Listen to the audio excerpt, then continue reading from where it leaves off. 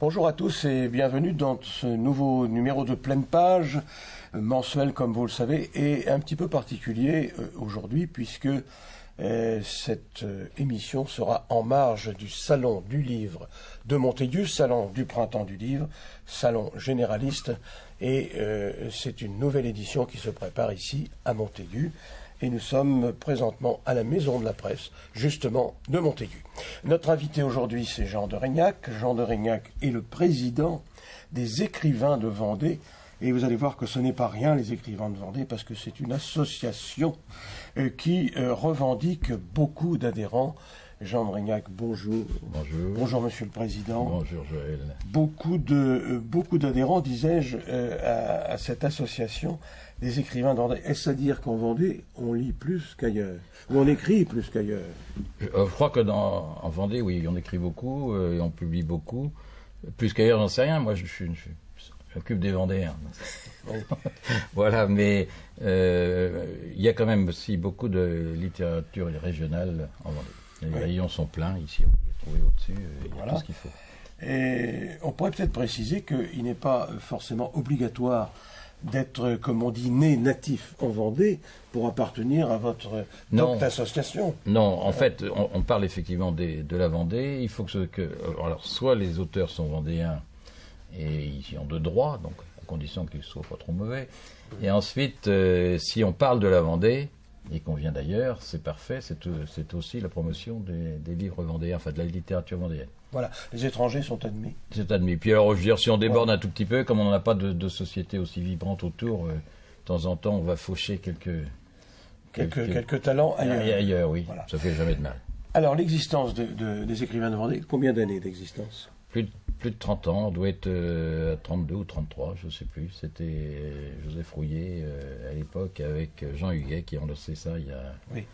On peut saluer d'ailleurs au passage Jean Huguet, qui était un éditeur des Sables d'Olonne de la Chaume, pour être précis. Chaume, oui. Le Cercle d'Or. Le Cercle d'Or, édition de Cercle d'Or, qui nous a quittés voilà, de cela quelques années. Occasion de saluer Jean Huguet, que nous avons bien connu, n'est-ce pas, oui. Jean de Régnac. Oui. Il n'avait pas trop de mépris pour moi, c'est gentil. Oui. Bah, écoutez, il en faut bien quelques-uns qui vous apprécient tout de même. Oui. Bon, la preuve, c'est que vous êtes élu président. Oui. Ah ben... Alors, combien d'adhérents? Combien d'adhérents? Ben maintenant, nous sommes environ 120, 125, 130. Il y a 4 ans, on était 60. Alors, est-ce que c'est bien, est-ce que c'est mal? Je crois que c'est bien parce qu'on fait venir...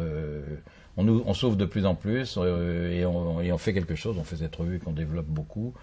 Je pense qu'il est bien maintenant, c'est que les écrivains vendéens se retrouvent dans cette revue, sont fiers de leur revue, sont contents d'y participer.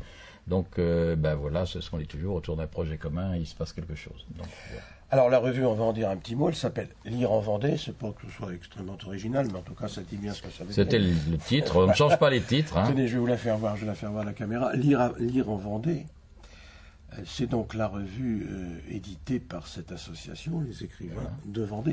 Qu'est-ce qu'on trouve dans cette revue? J'imagine des critiques littéraires. Des critiques littéraires. Et des activités de l'association. L'association, aussi des comptes rendus des salons. Et puis, il y a toujours une page ou deux ou trois sur le passé, c'est-à-dire sur des écrivains qui sont disparus. Pour des résultats, on apprend à connaître les écrivains vendéens d'autrefois. Alors, quel genre littéraire est-ce que les auteurs de cette association ont le droit ou le devoir de présenter dans votre association? Ah ben, les gens, tout est admis. Au départ, il y avait des règles beaucoup plus strictes. Il fallait avoir deux livres parus chez un éditeur. Publié. Merci. Non, mais c'est pas la même chose. Très rigoriste, il a raison. Donc, publié chez un éditeur de renom.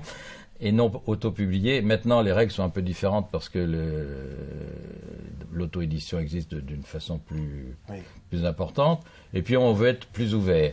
Bon, mais voilà. Donc, j'imagine tout de même que vous faites une petite sélection parce que maintenant, tout le monde veut écrire sa vie, son œuvre. Oui. Non, mais alors, la sélection, elle se fait dans la critique. Hein. Il faut savoir, on ne dit jamais absolument du mal de personne. C'est pas le but de l'opération. On veut descendre personne.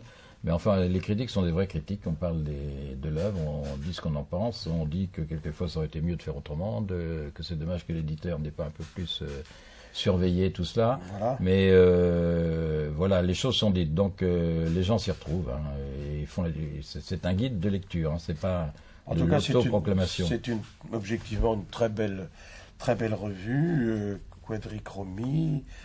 Voilà. Alors il y a des pages aussi de l'historial, les Amis de l'Histoire de la Vendée, donc, Oui. et qui sont souvent faites avec à propos des livres qui fait paraître ou fait que publie, enfin, Oui. du moins qui porte à la connaissance du public les musées de Vendée, l'historial, Les musées etc. les musées de Vendée. Et alors la dernière exposition Simenon, il y avait une exposition sur Simenon, voilà, c'était un exemple parfait de collaboration entre les deux associations. Très bien.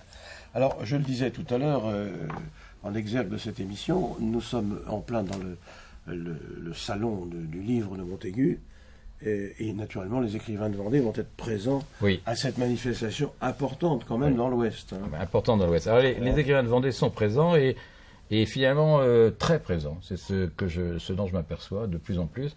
Peut-être aussi qu'on a recruté plus. C'est vrai que nous recrutons pendant les salons.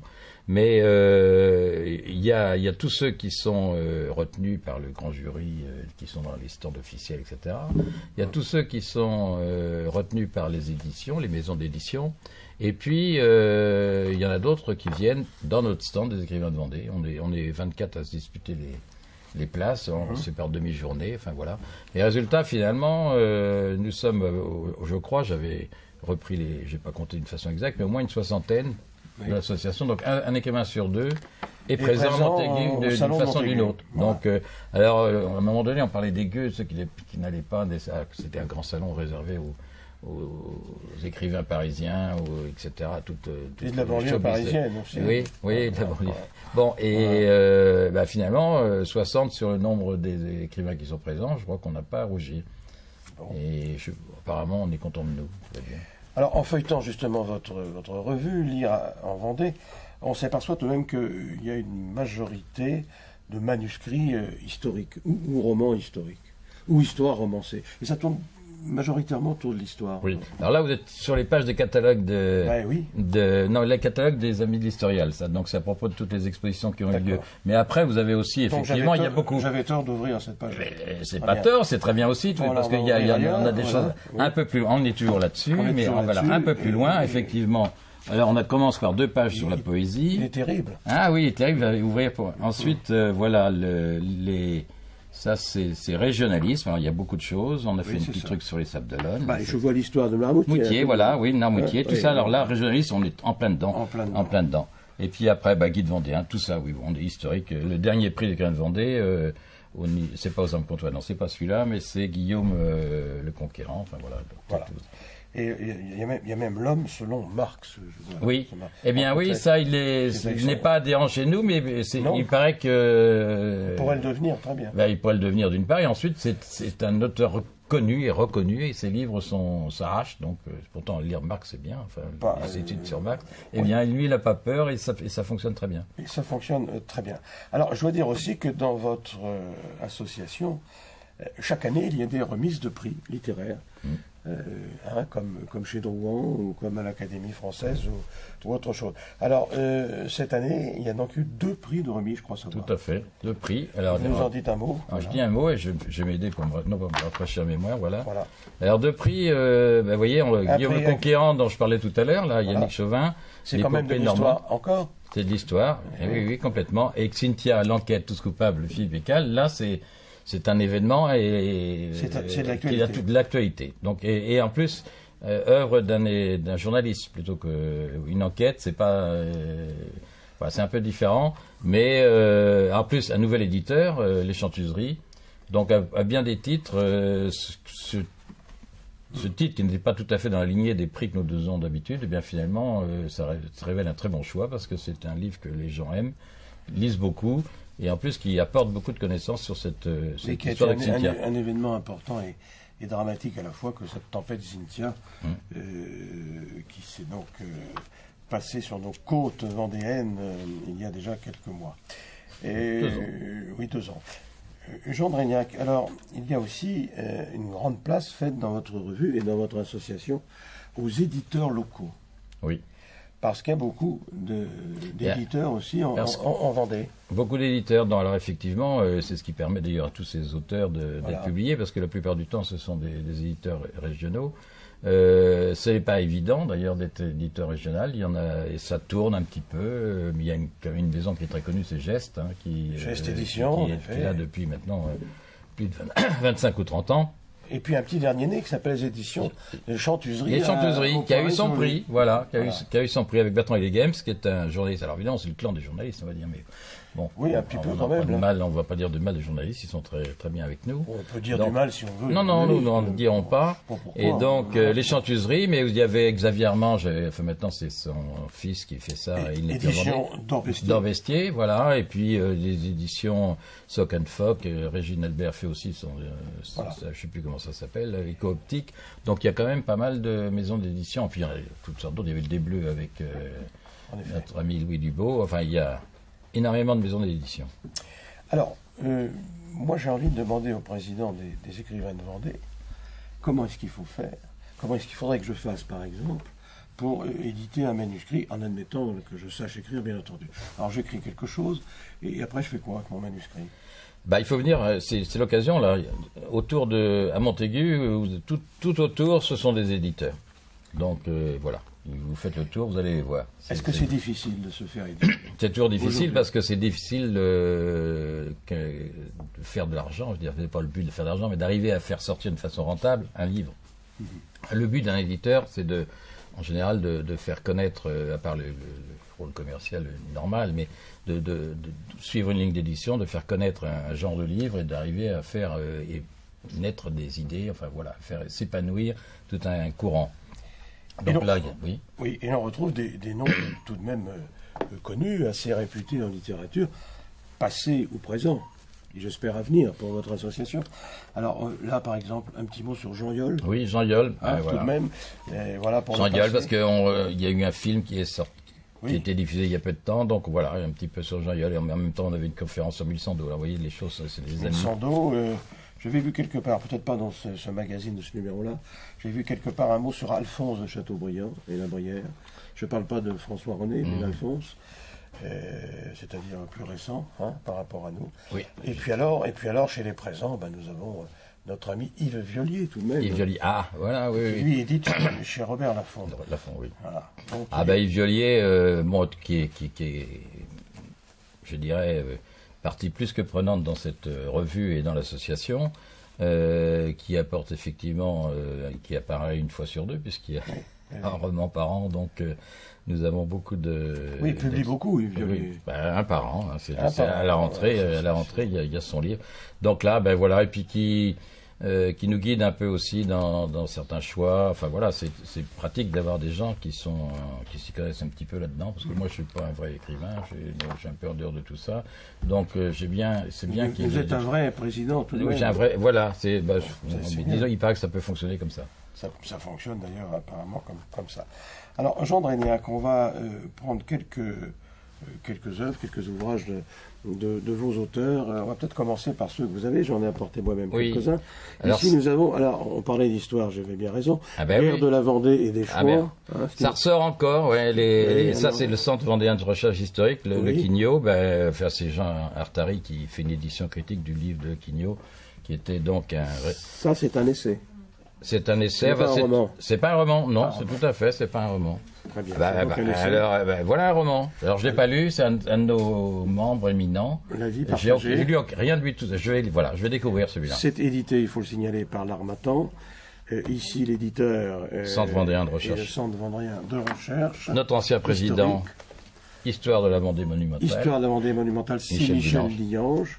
Édité, lui, c'est Geste. On en parlait, oui. Rédal Secher, j'ai déjeuné avec lui tout à l'heure, donc on a parlé de son livre, il a fait une conférence, il est paru à la télévision, il y a tout un débat sur là-dessus. Voilà, tout ça est quand même bien ciblé sur la vente. Eh ben voilà, un petit... voilà. Alors là, c'est merveilleux ça, des livres de poésie. Oui. Il y a... Alors là, on va changer de genre. Carrément, nous entrons dans la poésie. Là. La poésie, voilà. L'essai, pour l'essai, oui, voilà, on a un peu, c'est amusant, hein, il n'y a pas beaucoup de... Hein, Non, c'est très sobre. Oui, c'est un euphémisme. C'est un euphémisme. Voilà, bon, ben oui, ben, voilà, c'est son dernier né, il me l'a donné il y a 2 jours. Alors, Hier plutôt. Michel Dillange, donc, on connaît bien. Paul Toublanc, également, voilà pour les auteurs. Ça, c'est un ouvrage, je vais dire, collectif ou presque. Je voudrais vous parler de Régine Albert. Voilà une femme qui écrit dans votre association. Qui est dans l'association. Je suis devenue grande, je fais voir à la caméra. Je suis devenue grande. Régine Albert. Voilà, c'est pas un tout dernier, mais. Non. Mais elle est toujours grande. C'est toujours grande. Alors, là, nous avons Pigeon Vol de Bertrand Hillegames, chez Geste Édition aussi, mais Bertrand Hillegames, c'est lui qui est devenu éditeur, justement. Voilà, les Chantuseries. Pigeon Vol. Au poire et survie. Alors, c'est un roman, en revanche. Là, on va changer un petit peu de genre littéraire. Préface de Ménie Grégoire, je commence par la préface parce que c'est tout de même important. C'est les éditions Amalthée, L'Angevine meurtrie. C'est un polar, je crois, ça. Hein, oui, c'est un thriller. Oui, hein. Oui. Je ne l'ai pas lu celui-là. Là. Et c'est Joseph Violot. Un petit mot peut-être parce qu'il était très actif dans votre association et malheureusement il nous a quittés il y a quelques temps. Donc voilà, nous en sommes roman, essai, œuvre collective, et puis ce petit qui est adorable, ce petit opuscule de Bernard Brunelière, Dans l'ombre des cités perdues. Vous l'avez lu celui-là? Oui, c'était Saint-Hilaire de Loulay, notre ami. Oui, c'est un voisin en quelque sorte. C'est un recueil de poésie. Alors il y a vraiment de tout chez vos écrivains, de tous les genres. Et puis on va continuer. Oui, vous avez là encore. Alors, voilà une autre dame, Evelyne Thomer, Madeleine et ses 2 maris. Vous êtes l'un d'eux, non? Non, mais c'est raconte son histoire au Canada, c'est assez amusant. Ça. Au Canada, chez Geste Édition encore. Un roman de terroir. Bon. Alors, on a beaucoup de romans de terroir, on a beaucoup de romans personnels, on a beaucoup de romans historiques. Tenez, puisque vous êtes président d'une association littéraire, vous connaissez la différence entre le roman historique et l'histoire romancée? Non, mais je vais vous laisser la dire, Charles. Je vais pas me voilà un président qui ne sait pas. Il ne sait rien. Qui ne sait pas la différence. Il ne sait rien. Alors, mais qui écoute. Le roman historique. Oui, roman historique. C'est dans un cadre historique, comme son nom l'indique. On est d'accord. Dans lequel on introduit des personnages imaginaires. Exemple, les 3 mousquetaires. 3 mousquetaires. Dans un cadre historique. L'histoire romancée, c'est l'histoire que l'auteur manie à sa façon. Voilà, de personnages qui existent et pour lesquels on invente une histoire. Exemple, Le Roi maudit que vous avez lu, bien entendu, de M. Maurice Druon. Voilà. Il aura appris quelque chose, notre président. Non, mais c'est merveilleux grâce au grand et puis j'y viens, justement, c'est une bonne introduction. Et là, il s'agit de Henri IV, parce qu'Henri IV, Henri de Navarre, a beaucoup fréquenté notre région, et singulièrement Montaigu, puisqu'il a attaqué la ville plusieurs fois. Prise, reprise, perdue. Fontenay aussi, il y en a partout. Et Fontenay. Alors, Gilles Bresson, Henri IV, des années terribles dans l'Ouest, aux éditions d'Orbestier. Alors, voilà, je pense... Il y a eu un prix de Vendée il y a 4 ans ou 5 ans. C'est ça. Ça, c'est l'histoire romancée, par exemple. Oui. Ce dont nous parlions. À quoi que j'ai retrouvé beaucoup d'éléments bien précis. Hein. Oui. Mais il n'y a pas d'introduction de personnages imaginaires dans ce livre. Donc c'est l'histoire romancée. Et puis il y en a encore beaucoup d'autres. Il y en a partout autour, mais vous pensez bien qu'avec 120 auteurs, il existe évidemment beaucoup de livres en la matière. Alors, qu'est-ce qu'on va avoir d'autre cette année au printemps du livre de Montaigu? Mireille Calmel qui revient. Mireille Calmel qui est la présidente. La présidente d'honneur du salon. Et qui fait une suite à son Aliéneur d'Aquitaine, donc un nouveau livre. En roman historique ou histoire romancée? Ah oui, ça y est, je vais avoir la mauvaise. Hein. Alors, réfléchissez, vous aurez le droit de la réponse à l'ouest. Le prochain numéro, de pleine page. Voilà. Comment est-ce que vit une association comme la vôtre, Jean Dragnac, financièrement? Financièrement, nous avons une subvention du Conseil général, une subvention modeste, oui, parce qu'ils estiment qu'on a trop d'argent là en ce moment. Ah bon? Le Crédit Mutuel qui finance une partie des publications, et puis finalement d'une part de plus en plus prépondérante des associations, enfin des associés plutôt, des adhérents. C'est-à-dire qu'en fait les cotisations couvrent presque la moitié du budget. Donc vous êtes très riche alors? Ben non, mais au moins, maintenant on fait des exercices déficitaires parce qu'on augmente encore la qualité de la revue et le coût. Mais il faut que ça tourne. Si ça ne tourne pas, c'est pas la peine. Qu'est-ce qu'il faut pour que votre association progresse et prospère encore? Ben, il faut que plus d'écrivains vendéens nous rejoignent et qu'il y en ait plus à collaborer à la revue et plus à diffuser aussi et plus à en parler. Parce que c'est finalement le nerf de la guerre, c'est qu'on fasse quelque chose et qu'on le sache. Voilà. Est-ce que chaque auteur de votre association a le droit de s'exprimer avec sa plume? Certains n'osent pas, mais certains n'osent pas. Je leur dis à chaque fois, mais vas-y, fais ton article. On est là pour ça, on va le publier. Donc que les auteurs n'aient pas peur, qu'ils nous écrivent. Je les regarde bien en face. Oui, eh bien, j'espère que votre appel sera aucun doute entendu. Aucun doute. 2 jours de liesse littéraire à ce printemps, à ce salon de printemps généraliste de Montaigu. Vous-même, vous serez présent les 2 jours, monsieur le Président. les 2 jours, les 3, mais oui, aujourd'hui, demain, après-demain, oui, ah ben, on est présent à chaque fois, tout le temps. Nous sommes là, et même à midi, nous restons sur place, nous faisons le déjeuner des gueux, voilà. C'est une institution chez les écrivains, auquel tu feras l'honneur de venir nous voir. Je ne manquerai donc pas. Voilà, et on va... Nous serons des vôtres. TV Sévremen et Vendée Web TV seront naturellement à vos côtés, mon cher Président. Un dernier mot peut-être. Oui. Un dernier mot peut-être. C'est tout de même, ça coûte cher une revue comme ça. Oui, mais Offset 5 est un partenaire aussi, j'aurais dû le dire. Il faudrait peut-être dire un petit mot Offset pour 5. Le partenaire qui est aussi l'imprimeur. Oui, l'imprimeur, oui. Et l'éditeur qui nous fait un prix spécial, oui, effectivement, Offset 5. Et on lui réserve une petite page pour qu'on le sache et qu'on le dise haut et fort. Et ben voilà, c'est agréable. Je travaille avec eux depuis très longtemps, mais il y a d'autres imprimeurs qui sont très bien aussi. Mais là, c'est parfait. Donc on fonctionne avec Offset 5. Alors, un président d'une association littéraire, je suppose, a ses goûts et ses préférences littéraires. Quel est votre auteur préféré? Non, mais là, moi, l'auteur préféré... Non, pas chez vous, je ne vais pas vous mettre en porte-à-faux par rapport à vos adhérents de la littérature française. Alors là, c'est un piège. Prenez quelqu'un de disparu, comme ça vous n'aurez pas de problème. Ah ben moi, j'aimais beaucoup Montaigne. Voilà, donc c'est facile. Montaigne, Voltaire. Voilà, de mettre à penser pour moi, c'est vrai qu'ils m'ont beaucoup marqué. Ce sont des sceptiques. Ce sont des sceptiques, alors je peut-être oui. Ça peut correspondre. Vous n'êtes pas antiseptique. Non, voilà, je suis sceptique. Voilà. Très bien. Jean Drignac, merci d'avoir consacré quelques instants à notre émission Pleine Page, je vous rappelle, qui était aujourd'hui diffusée depuis Montaigu et à l'occasion du Salon du Livre de Montaigu, du printemps du Livre de Montaigu. Rendez-vous le mois prochain sur nos antennes. Merci et bonne journée à toutes et à tous.